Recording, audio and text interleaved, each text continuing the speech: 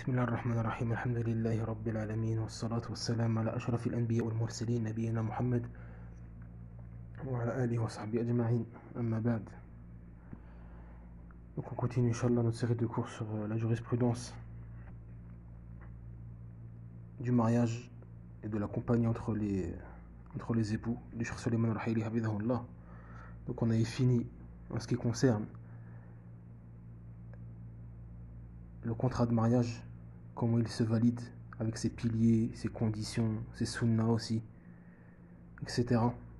Donc maintenant on va voir ce qui est après le contrat de mariage, c'est-à-dire la vie conjugale, ou bien la compagnie entre les deux époux, ou bien la relation entre les deux époux. Comment doit être cette relation après qu'ils s'est mariés, qu'ils vivent dans le foyer. Comment doit se baser cette relation pour qu'elle continue et qu'elle soit loin des problèmes. Donc là le cheikh il dit al-ishra bayna az-zawjayn, c'est-à-dire la compagnie entre les deux époux, ou bien la relation entre les deux époux. Il dit la shakka fi anna al-mu'amalata bayna az-zawjayn laha ahmiyatun kubra fi an-nikah. Le cheikh il dit il n'y a pas de doute que la compagnie ou bien la relation entre les deux époux a une très grande importance dans le mariage. Fa in hasunat طابت الحياة واستقرت الأسرة وبالتالي يستقر المجتمع وتستمر العلاقة بين الزوجين وتسير سفينة الزوجين آمنة مستقرة وسط أمواج الحياة.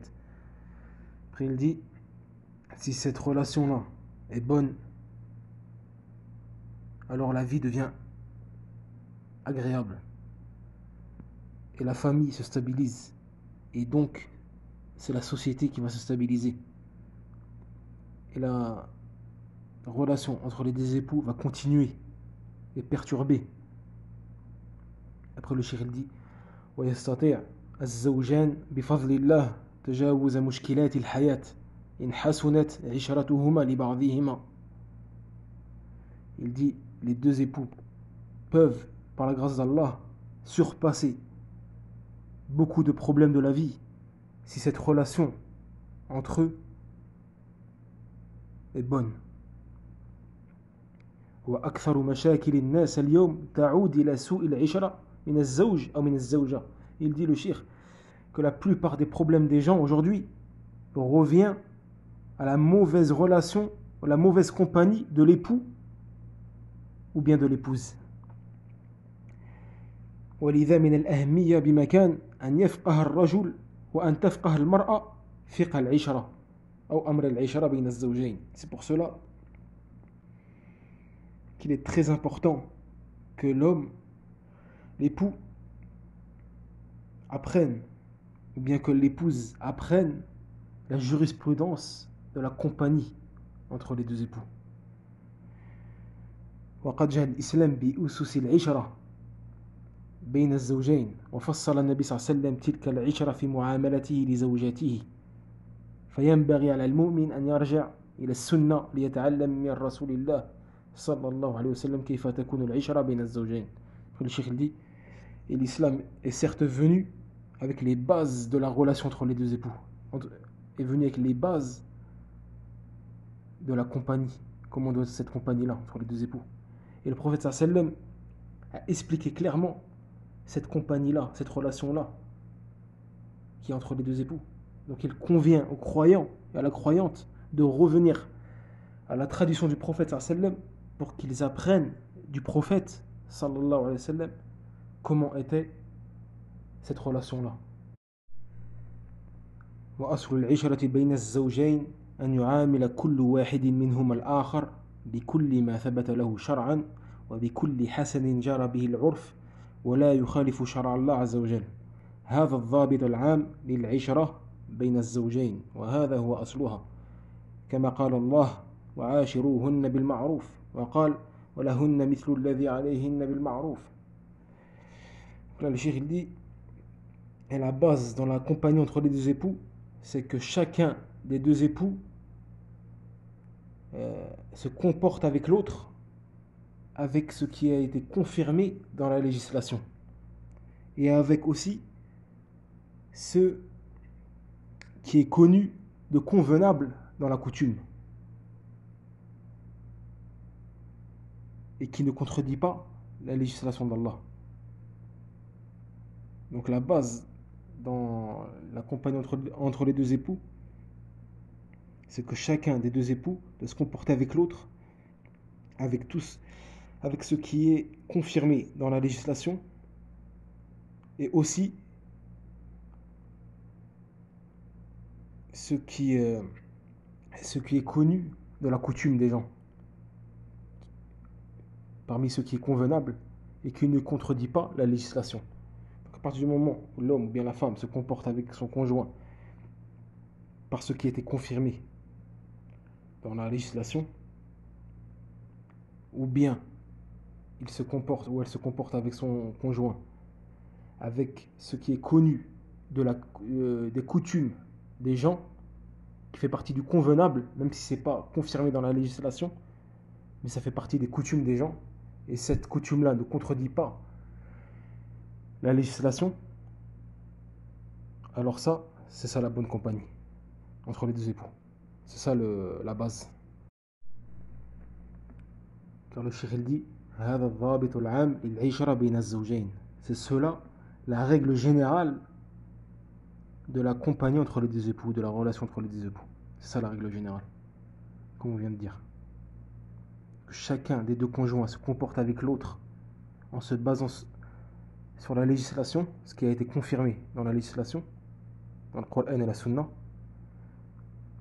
ou bien ce qui a été confirmé dans la coutume des gens, mais qui ne contredit pas la législation. Ça, c'est la règle générale dans la compagnie et la relation entre les deux époux. Allah, il dit quoi dans le Coran? Il dit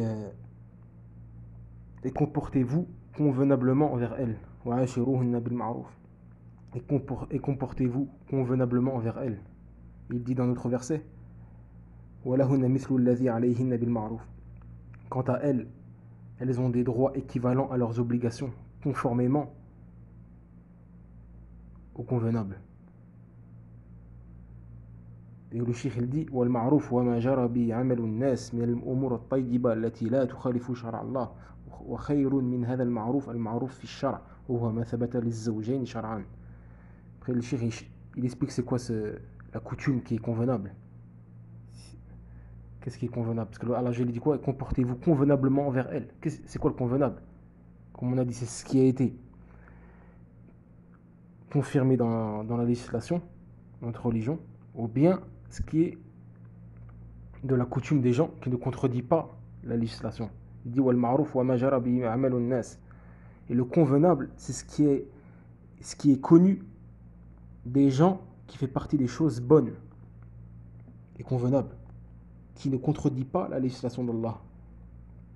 Et le cheikh dit le meilleur convenable, c'est le convenable qui se trouve dans la législation, qui a été confirmé pour les deux époux. والإطار العام للعشرة بين الزوجين هو تحقيق الرحمة بين الزوجين والحرص على ما يؤدي إلى المحبة والمودة أن يرحم كل واحد منهما الآخر والعمل على تحصيل المودة والمحبة بين الزوجين بفعل الأسباب المفضية إليها. Le cheikh dit, et le cadre général aussi de la bonne compagnie entre les deux époux, c'est quoi le cadre général? C'est concrétiser la miséricorde entre les deux conjoints et de s'efforcer à ce qui amène à l'amour et l'affection entre les deux.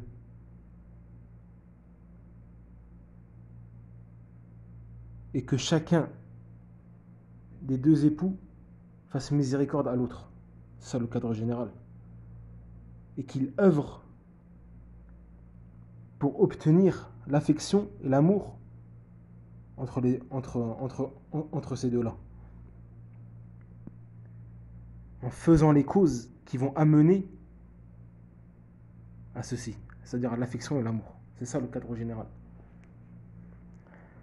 C'est de concrétiser la miséricorde entre les deux époux et de s'efforcer à attirer cette affection et cet amour, et de se faire miséricorde, et de faire les causes qui vont amener à concrétiser ces choses-là, la miséricorde, l'affection, l'amour. Allah dit dans le Coran, et parmi ces signes, il a créé de vous, pour vous, des épouses, pour que vous viviez en tranquillité avec elles. Et il a mis entre vous de l'affection et de la bonté. Il y a en cela des preuves pour des gens qui réfléchissent. وإذا قام البيت على المحبة بين الزوجين حصلت الهناء في البيت وتحمل كل واحد صاحبه وتغاضى عن النقص الذي يحصل. Le cheikh il dit, et si le foyer est basé et fondé sur l'amour et l'affection entre les deux époux, alors ce foyer-là aura la tranquillité et la sérénité. Il y aura sérénité et tranquillité dans ce foyer. Et chacun des deux conjoints patientera sur les défauts de l'autre et les supportera. Il fermera les yeux sur les manquements, sur certains manquements. Pourquoi ? Car le foyer est basé sur l'amour et l'affection entre les deux époux. Et chacun donne le droit à l'autre. Donc ce qui va en découler, c'est que chacun des deux conjoints va patienter sur les défauts de l'autre. Et va fermer les yeux sur certains manquements. C'est comme ça qu'on va concrétiser la bonne compagnie entre les deux époux. Pourquoi ? Parce que l'être humain, il est infaillible. C'est pas un prophète, c'est pas un ange. Il est voué à faire des fautes et à des manquements. Il n'est pas parfait. Donc ce qui va concrétiser aussi la bonne compagnie, c'est de fermer les yeux sur certains manquements, que ce soit du côté de la femme ou du côté de l'homme, tout en conseillant, en faisant un rappel de la meilleure des manières. Le cheikh il dit وإذا تراحم الزوجان جُلِبت الرحمة إلى البيت وجُلِب الخير والبركة له. يقول النبي صلى الله عليه وسلم الراحمون يرحمهم الرحمن يرحموا أهل الأرض يرحمكم من في السماء. Le cheikh il dit, et si les deux époux se font miséricorde, alors cela va attirer la miséricorde dans le foyer. Le fait de se faire miséricorde avec son conjoint, cette chose-là va attirer la miséricorde au sein du foyer. Et va attiser et attirer la bénédiction et le bien dans ce même foyer. Le prophète sallam il dit quoi ? Les miséricordieux, Allah Azza wa Jal, il leur fait miséricordieux. Après il dit quoi le prophète sallam ? Faites miséricordieux avec les gens de la terre, Ahlul Ard. Faites miséricordieux envers les gens et Allah vous fera miséricordieux. Si vous faites miséricordieux envers les gens, Allah vous sera miséricordieux. Donc le cheikh dit فإذا رحمت المرأة زوجها وأحسنت إليه ولم تكلفه رحمها الله. Donc si la femme fait miséricordieux envers son époux et est bonne envers lui et ne lui impose pas ce qu'il ne peut pas faire, ce qui est au-dessus de sa capacité, Allah lui fera miséricorde. وإذا رحم الرجل امرأته وتحملها رحمه الله. وقال النبي صلى الله عليه وسلم من لا يرحم لا يرحم. Et il dit, et si l'époux, l'homme, fait miséricorde à sa femme et la supporte et patiente avec elle, Allah Azza wa Jalla lui fait miséricorde.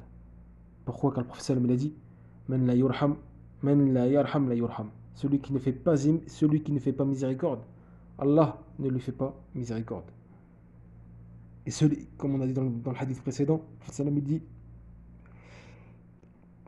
faites miséricorde envers les gens et celui qui est au ciel, c'est-à-dire Allah, vous fera miséricorde. Donc si l'homme ou bien la femme fait miséricorde à son conjoint en patientant vers ses défauts, en se comportant bien avec lui ou avec elle, en ne pas lui imposer ce qui est au-dessus de sa capacité. Ça fait partie de la miséricorde de la personne lorsqu'elle se comporte ainsi avec son conjoint. Donc Allah, il lui fait miséricorde en récompense dans la vie d'ici-bas et dans l'au-delà. Donc le cheikh il dit in aradta an yarhamaka Allah wa an yuyassira laka man yarhamak min ahli al-ard fakun rahiman قدم الرحمة ترحم احرص على الرحمة ترحم ومفهوم ذلك أن من يرحم يرحم وقال النبي صلى الله عليه وسلم لا يرحم الله من لا يرحم الناس. Donc le cheikh dit si tu veux qu'Allah il te fasse miséricorde et qu'il te facilite et qu'il te met c'est-à-dire dans ton chemin des gens qui vont te faire miséricorde aussi, sois miséricordieux envers autrui.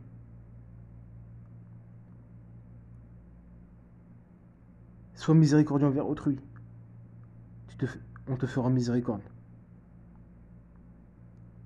Efforce-toi à faire la miséricorde. On te fera miséricorde. Et celui qui ne fait pas miséricorde, on ne lui fait pas miséricorde. Ni au ciel, c'est-à-dire Allah, et ni sur terre, avec les gens.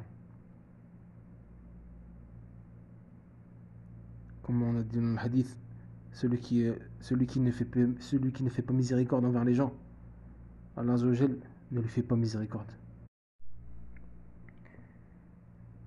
Le cheikh il dit, la miséricorde, où elle se trouve, elle va ramener le bonheur et le bien. Et comment elle ne ramènera pas le bonheur et le bien, et que celle-ci attise la miséricorde d'Allah. Le foyer où ces individus se font miséricorde entre eux, la miséricorde d'Allah s'installe dans celui-ci. Et lorsque que la miséricorde dans ce foyer est absent entre les individus de celui-ci, alors tu ne trouveras que malheur. Car celui qui ne fait pas miséricorde, on ne lui fait pas miséricorde en récompense. Le prophète sallam il dit dans le hadith, il n'a pas été enlevé la miséricorde d'un individu si ce n'est un malheureux. إذن عرفنا أصل العشرة بين الزوجين والإطار العام الذي يؤطر العشرة بين الزوجين. Le cheikh dit donc on a vu quelle est la base, le fondement de la bonne compagnie entre les deux époux et quel est le cadre général qui va cadrer cette compagnie-là entre les deux époux, comme on vient de l'expliquer tout à l'heure. Et le cheikh dit وفقه هذا الأمر جالب لكل خير. Il dit et le fait de s'instruire sur ce chapitre-là, le chapitre de la bonne compagnie entre les deux époux, peut ramener que du bien au sein du foyer. Et le cheikh dit ولو أن أهل البيوت الزوج والزوجة والأبناء والبنات تعاملوا في البيوت بهذا لكانت البيوت جالبة للسعادة يحب أهلها دخولها ويعز عليهم الخروج منها. Il dit et si les individus du foyer, époux, épouses, garçons, c'est-à-dire les enfants, garçons et filles, se comportaient au sein du foyer, se comportaient avec ce qu'on a dit tout à l'heure, comme règle dans la bonne compagnie au sein du foyer entre les deux époux, s'ils se comportaient avec ce qu'on a évoqué tout à l'heure, alors ces foyers-là ramèneraient que bonheur et bien au sein de celui-ci. Et les habitants de cette maison apprécieraient le fait d'y rentrer et seraient fiers d'y en sortir et non pas dégoûtés comme certains. Tu les vois dégoûtés de rentrer au sein du foyer. Pourquoi? Car ce foyer-là n'est pas fondé sur les bases de la compagnie en islam, entre les deux époux et les enfants, etc., avec ce qu'on a cité précédemment. Donc tu le vois, il est dégoûté. Contrairement à celui qui se comporte de façon légiférée dans sa relation avec son conjoint, ou bien envers les enfants. Tu le vois content lorsqu'il rentre dans son foyer, et fier lorsqu'il sort de celui-ci. Donc le cheikh après il dit فنسأل الله أن يوفق المسلمين والمسلمات إلى العمل بما شرع الله لهم في العشرة. Et on demande à Allah qu'il facilite aux musulmans et aux musulmanes à l'application de ce qu'Allah a légiféré en ce qui concerne la bonne compagnie entre les deux époux. Après, le cheikh va ramener une autre règle en ce qui concerne la bonne relation et la compagnie entre les deux époux, qu'on va voir Inch'Allah au prochain cours. Wallahu a'lam wa sallallahu ala nabiyyina Muhammad.